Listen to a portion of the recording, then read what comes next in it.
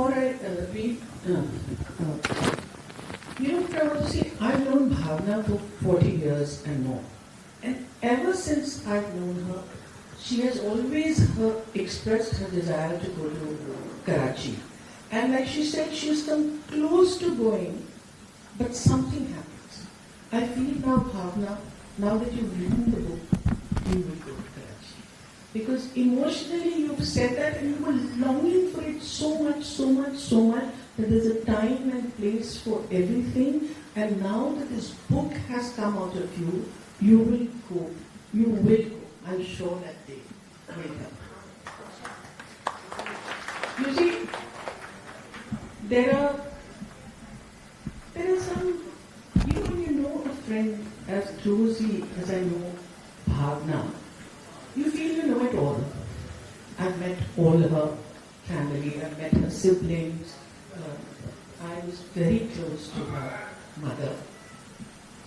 And yet this book surprises me in so many different ways. Firstly, I think it's a break from her regular style of writing. Right from the first word and the first sentence she writes, she has you hooked. And then her entire writing is completely different from anything that she's read before, because she's a very good analyst. She studies people, she studies films, she makes comments about them, and she has an analytical bone in her. But I am surprised that she has been able to put that lens on herself to an entire memory that is so close, and then visit about it to see it within its sphere. And that strikes me. I think the book strikes me as very different because it is both extremely personal and yet it is very universal. Anybody who has faced, who has faced displacement and migration, not necessarily the partition, but migration. I think all of us have. All of us in some way or the other have moved out from our roots and made our homes in different parts of India. It has always fascinated me. Migration has always fascinated me. And so I started reading the book hungrily. She typically did not ask me what my reaction was. I typically did not tell her. But, in choosing the paragraphs, there are so many moments which I want, that are very precious to me, but I think the one that I will choose is one which she describes very vividly how her father faced the partition and traveled in a boat to Burj.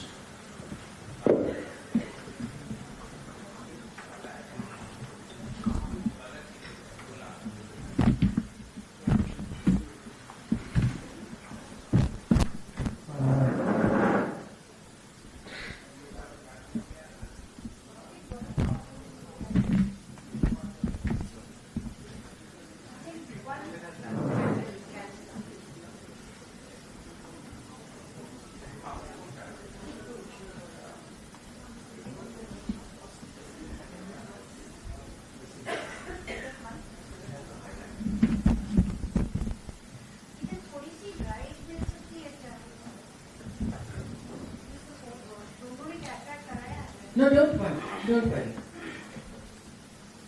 She describes...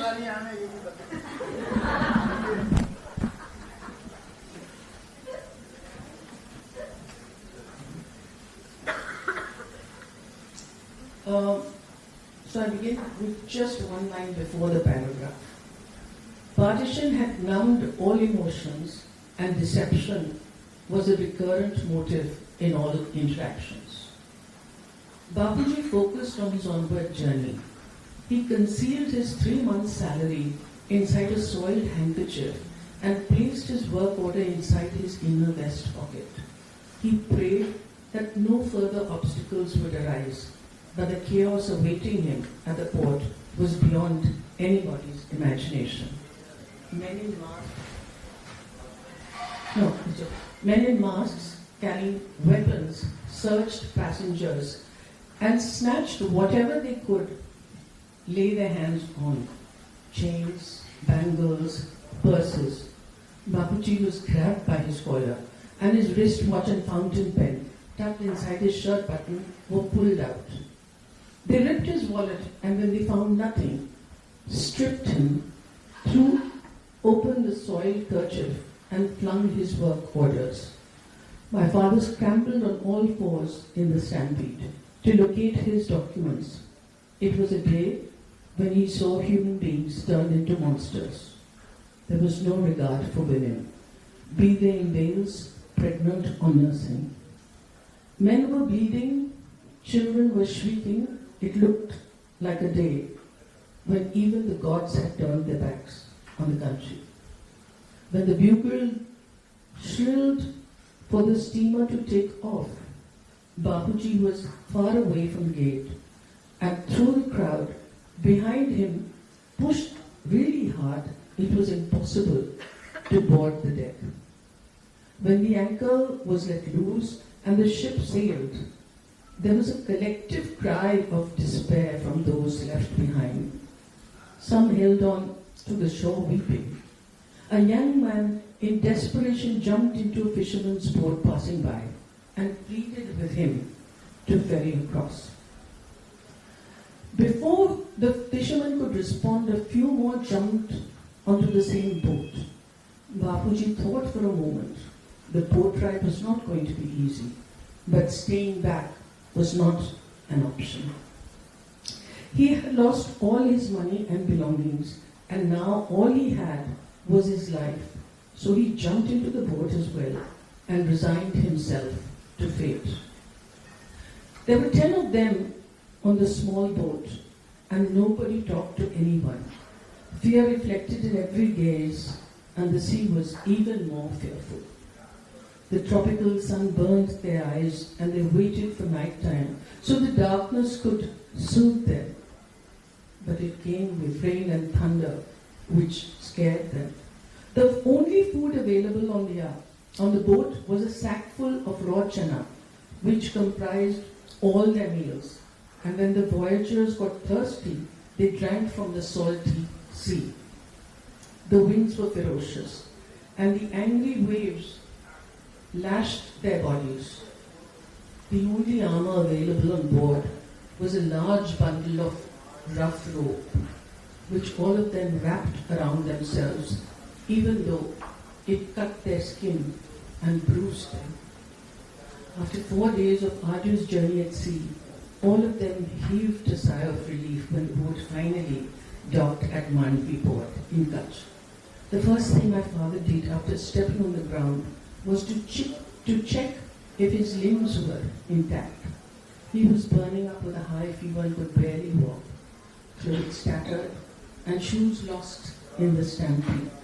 Bapuji limped barefoot, struggling to make it into the market area, and then hopped onto an overcrowded bus to Bhuj. He had no money for the ticket, but the driver allowed him to sit on the floor. It was late at night by the time Bapuji arrived in Bhuj, and he still had a mile to walk. He told himself a little more courage, and he would soon be home. After this, it is a description of how, when he reaches home in that state, Khan is running out, and she takes a while to recognize him and then faints. And this, to me, that entire journey and everything is so picturesque. I mean, the imagery is picturesque is the wrong word for it. The imagery is so stark that I can feel that I was with her father in that boat, sharing what that journey meant to a man who had lost everything, just his will. And he led his life by his will, and I salute him for that. Thank you. Oh, thank you for that. very evocative, very powerful reading of an excerpt from the book. Javed Saab, Bhavna has generously thanked you in the book for encouraging her to write this book and nudging her for years to do this, and of course she kept putting it away, but she finally got around to doing it. क्यों जरूरी समझा आपने कि भावना इस कहानी को बयां करें और अब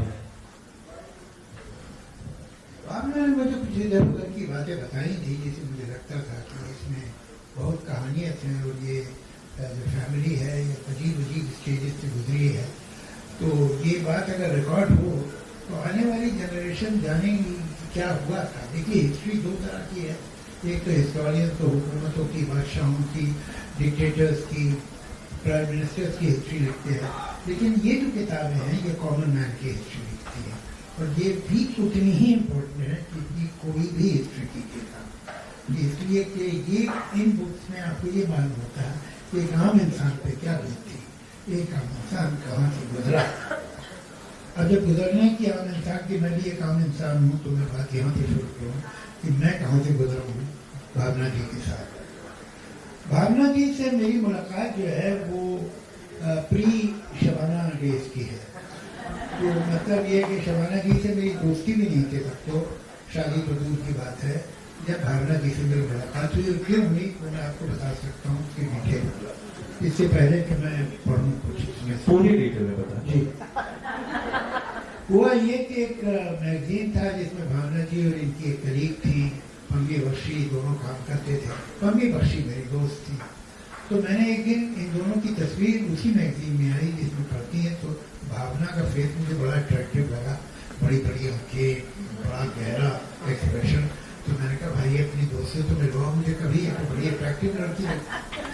तो उन्होंने कहा अच्छा ठीक मिलवाऊंगी। मैं उन दिनों किसी पिक्चर के डायलॉग देख रहा था जो हॉलीडे हुआ करता था, मालिक लोग यहाँ बैठे हैं, तो मैं बहुत इनके होटल में मैंने अपनी जिंदगी गुजारी है, तो मैं वहाँ डायलॉग लिखता था अक्सर जाके। तो एक दिन मुझे पम्मी बख्शी का नीचे से फोन आया कि तुम नीचे आ जाओ, यहाँ मैं भी आई हूँ, मेरी दोस्त भावना भी मेरे साथ है। तो मैं गया नीचे, लॉन में वो स्विमिंग पूल के पास वहाँ टेबल रखी थी, वहाँ बैठे और हमने कॉफ़ी मंगाई। तो इनसे पहली बार बातचीत वगैरह हुई, ख़त्म हुई मीटिंग। फिर मैंने चूँकि मैं तो रहता ही था तब साइन कर दिया और मैं ऊपर चला गया। थोड़ी देर बाद मेरे दरवाजे पे नॉक हुई, भावना ने कहा देखिए मैं आपसे पहली बार मिली हूँ, मेरे को आपसे कोई खास रिलेशन है नहीं, आपने मेरी कॉफ़ी का बिल क्यों दिया है, तो ये आप ये पैसे लीजिए। तो 10 का नोट था शायद। तो मैंने कहा कि ठीक आप सही कह रही हैं, आई अप्रिशिएट है, लेकिन कॉफ़ी वहाँ 8 रुपए की थी, तो मैं आपसे 2 रुपए की टिप नहीं लूँगा, तो आप इसकी चेंज करा के लाइए और मैं 8 रुपए आपसे ले लूँ। तो उसके बाद ये फिर नीचे गई, तो शायद पम्मी मैंने समझा बुझा के ले गई अपने साथ। तो इस बात को 50 साल होने को आ रहा है, शी स्टिल ओज मी 8 रुपये। कब देंगे आपको? तो ये मेरी इनसे पहली मुलाकात थी। बाकी ये कि दरअसल ये बाद में मेरा इनसे रिश्ता चेंज हो गया। ये मुझे जहेज में मिली है, ये शबाना की बहुत पुरानी दोस्त है, तो जहेज में यही आई थी और तो कुछ नहीं था। तो ये मेरे लिए बहुत कीमती है, ये खो गई तो मेरा तो पूरा जहेज चला जाएगा। आई मस्ट कॉन्सिडर भावना। देखिए हम लोग इतने बायस होते हैं और दोस्ती के बाद भी, इतने करीब होने के बाद भी हमारी ओपिनियन कितनी शैलो होती है।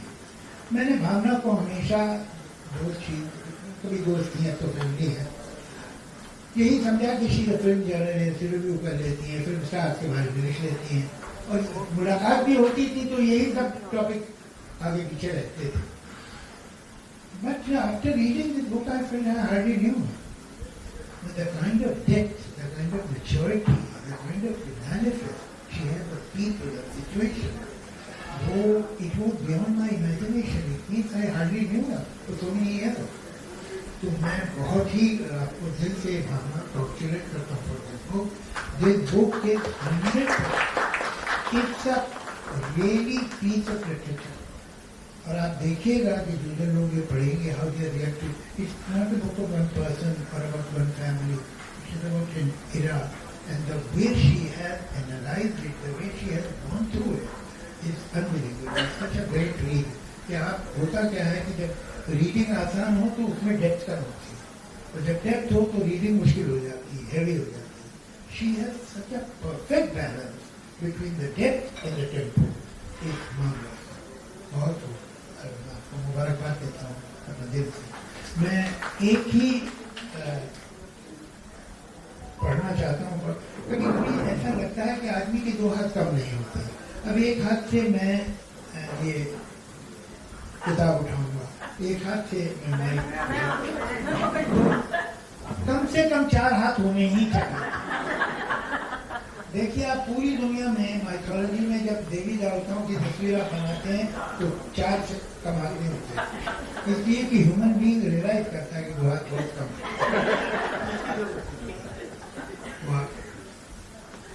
नहीं, मुझे तो कॉपी ब्रेन में दी ना, मैं पढ़ लूँ।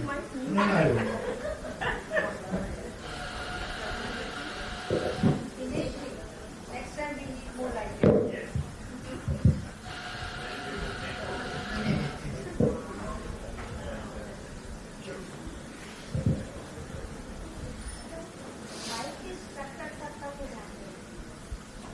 अब आप इसमें देखिएगा ये जो पाठ है, सॉरी थोड़ा लंबा है, लेकिन ये कि अगर लंबा है तो भावना से बात कीजिएगा, लेकिन ये कि इसमें आप पर्सनल जो इशू है और जो इस मुल्क में हो रहा था उस वक्त हमारा देश जिस जगह से गुजर रहा था, ये दोनों कैसे इंटरमिंगल्ड है, ये मुझे बहुत ही फैसिनेटेड है। It was almost 13 years after independence, but the country was facing one crisis after another. There were successive setbacks with wars with China and Pakistan, problem in Kashmir followed by drought and famine. The 1960s also saw the passing away of 2 Prime Ministers, Pandit Jawaharlal Nehru in 1964 and Lal Bahadur Shastri in 1966. And the rise of India's first and so far only woman Prime Minister, Mrs. Indira Gandhi. The North-South divide widened with the language riots. By the end of the decade, the Naxalites had become a formidable presence in the country. The political restlessness was reflected in social life as well. But my parents were grateful that 6 of their British Indian children who were born before the partition had settled down. The nest was almost empty, but they still had Seema and me. It was a new phase for all of us. Bapuji had to adopt a new routine, and my sister and I had to redefine our relationship with our parents without the bridge of older siblings. Wow. Now we had direct access to our birth giver. To be honest, it felt awkward initially, but slowly we formed a rhythm and played a distinct melody. A dozen children, grandchildren were added to the family tree, and different siblings in different seasons visited us on occasions. Every trip was a revelation for them and for us too. There were many new observations, new insights, new layers to add old relationships. The taller the grandchildren grew, the frailer my parents became. They talked less, listened more, and my siblings commented on their slow reflexes. Seema and I were not conscious of their aging, probably because we had never seen them young. In our minds, we were a normal nuclear family, but I guess our older siblings and friends thought otherwise. In the monsoon of 1977, Seema was crossing the road outside her home when a speeding car flung her high and landed her on a stone divider between 2 roads. A friend in the opposite building, studying with his ground floor window, noticed what happened, rushed out. He picked up bleeding, unconscious Seema and drove her to Sion Hospital in his car. After admitting her to hospital where she was taken to the ICU, he phoned her residence to inform her parents. My parents, now in their late 60s, were frozen into inaction. Somehow my mother mustered courage and contacted all the children, and everybody rushed to the hospital. The doctor attended to Seema, cautioned the family that she was critical and the chances of her survival were very low. She had suffered multiple fractures and multiple internal injuries. She was unconscious for a week, semi-conscious for a month, and a shadow of herself in the hospital was for over 2 months. Her mandible was dislocated and all her front teeth were broken. The only way to save her remaining teeth were to stitch them. As a result, she was on a liquid diet for more than a year, and this made her miserable. It was a terrible time in family guilt and uncertainty. Her eyes were sunken, her speech impaired, and her face transformed beyond recognition. To save her from trauma, we removed all the mirrors from the hospital bathroom. When she came home from all her walls and bathrooms as well, her recovery was slow and interspersed with new ailments. She suffered from jaundice. Thank you.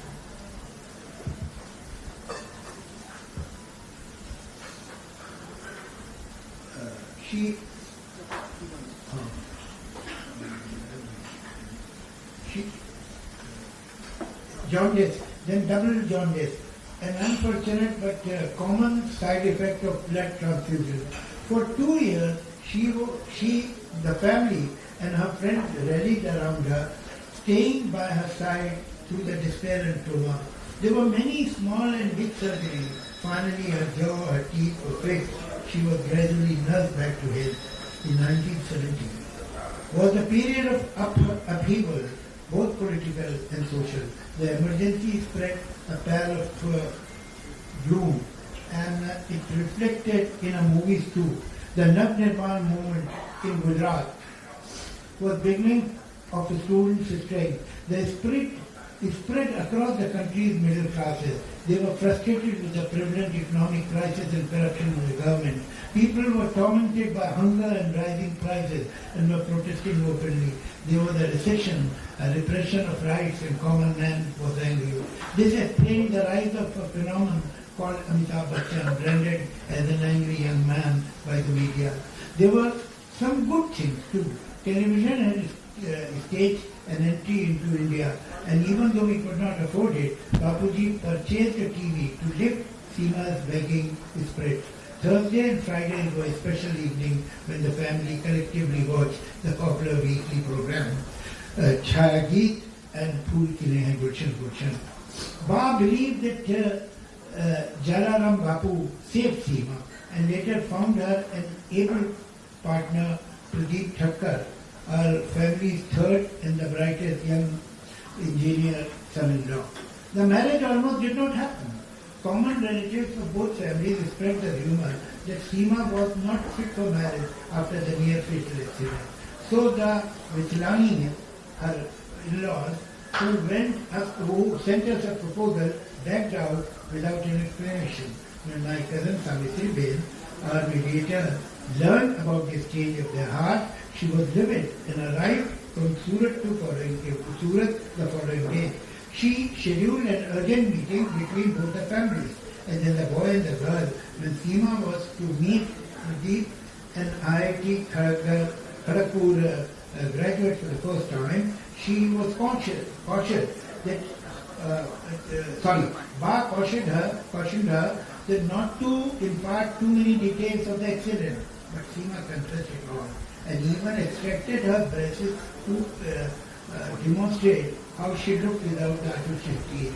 When my mother heard about it, she was certain that Pradeep would turn her down, but Pradeep proved a man of substance. He told his parents that his life partner would be Seema and no one else. A grand wedding was held on 21st of December 1979. Well beyond a means or budget, but my parents were before. Thank you, Javed. You see, on one side she's talking about the accident of her sister and how she slowly and gradually recovered.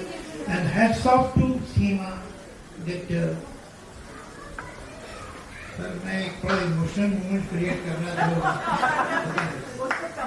तबाह कर दिया बोली जी आ गए ये हो गया कि इससे देखिए सीमा के लिए मेरे दिल में बड़ी रिस्पेक्ट पैदा हुई कि उसके अंदर कोई प्रिटेंशन नहीं था. This is what I have, take me or leave me. And hats off to that man who respected his candidate. लेकिन उसके साथ देखिए ये जो एक्सीडेंट है इसके साथ गुथा हुआ है हिंदुस्तान, कि हिंदुस्तान में उस वक्त क्या हो रहा है. और ऐसा लगता है कि ये कहानियां अलग अलग नहीं, एक एक्सीडेंट और जो पॉलिटिकल अपीवल है उसको किस तरह से कॉन्शियसली अनकॉन्शियसली राइटर ने एक कहानी बना दिया है. इसके लिए मुझे सलाम करना पड़ेगा. Thank you. Thank you, Javed sir. And Seema, please come up and we can give you a huge round of applause for everything that you've lived through. Big round of applause, please. Seema Neel. Thank you. Thank you. It is true that the brilliance of this book is that while it is a personal story of one family and the many families thereafter, it is also an India story. And the making and unmaking of an India, while in the inferiorities and domesticities of this family there are things happening, parallelly there is so much happening in this sort of bubbling nation. There is so much upheaval, so much tension, all of which she manages to, the best to her abilities, put in the book. But it must have been liberating, no Bhavna, because you've been writing on films, reviewing films, biographing film stars, with an occasional departure to poetry. So this is very unlike anything you've written so far. Was it liberating? Did you learn some things about yourself as a writer? Did you unlearn things about yourself as a writer? Did you have to ditch a certain avatar that you had been carrying to really get real and vulnerable to tell this story? So first and foremost, I would like to say that, I have sent certain options for passages to read, to both Shabana and to Javed. But what I like is that they have chosen what they want. It has got nothing to do with my saying. Javed साहब ने जो कहा कि ये India की कहानी के साथ किस तरह से मैंने पर्सनल कहानी जोड़ दी है, ये कुछ कॉन्शियसली नहीं किया. मैं सिर्फ लिखती गई. I think what was weighing me down is that who would be interested in my family and my story. And then when I gave the first draft to my agent, she said there's too little of you. So I said, but I have to be born.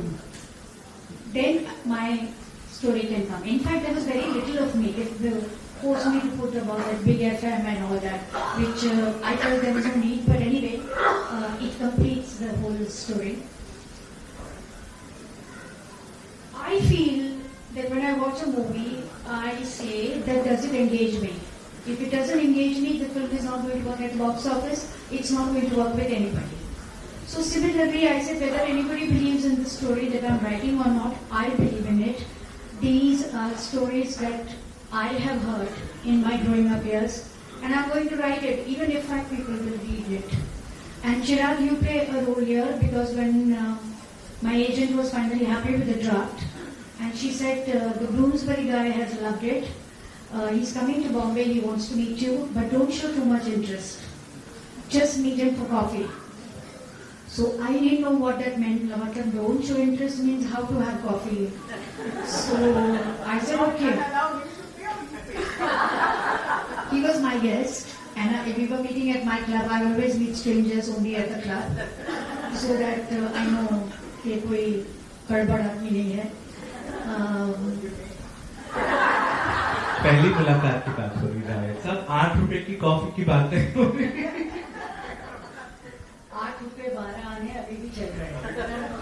तो Chirag was so clear because the story had resonated with him. He didn't ask me for any extra things to be put.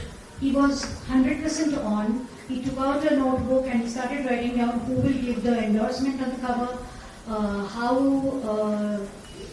many pages it will be, what will be on the cover. He was very clear, it has to be my picture. I wanted my parents' picture on the cover, and that also Bhavna of the 40s. I was trying to give a better looking picture, but he liked... And this is very nice, particularly because it's broken in the middle. So it means a lot for him. It's about the displacement, and Pradeep Chandra, photographer, my friend, who I respect his frames. The first thing he said is that he loved the design. तो पता नहीं कहाँ से शुरू हुई थी ये बात और मैं कहाँ चली गई. नहीं वो तो ठीक है.